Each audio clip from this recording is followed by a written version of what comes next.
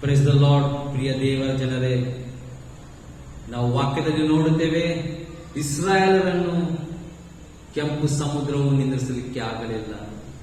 ಯೆರಿಕೋ ಕೋಟೆಯು ಯೆಹೋಶುವನನ್ನು ನಿಂದಿಸಲಿಕ್ಕೆ ಆಗಲಿಲ್ಲ. ಗೊಲಿಯಾತನು ದಾವೀದನನ್ನು ನಿಲ್ಲಿಸಲಿಕ್ಕೆ ಆಗಲಿಲ್ಲ.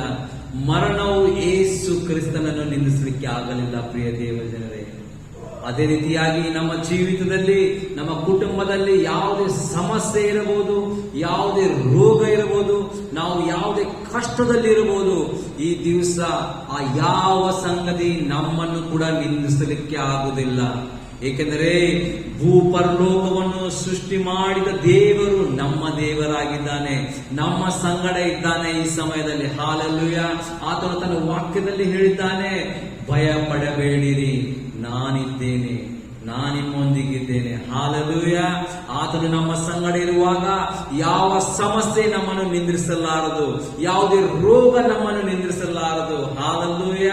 ನಾವು ಧೈರ್ಯದಿಂದ ಆತನ ವಾಕ್ಯವನ್ನು ಹಿಡಿದುಕೊಂಡು ನಾವು ಆತನ ಮಾರ್ಗದಲ್ಲಿ ಸಾಗೋಣ ಪ್ರಿಯರೇ. ಹಾಲೆಲೂಯ. ದೇವರು ನಿಮ್ಮನ್ನು ಆಶೀರ್ವದಿಸಲಿ. ಆಮೆನ್.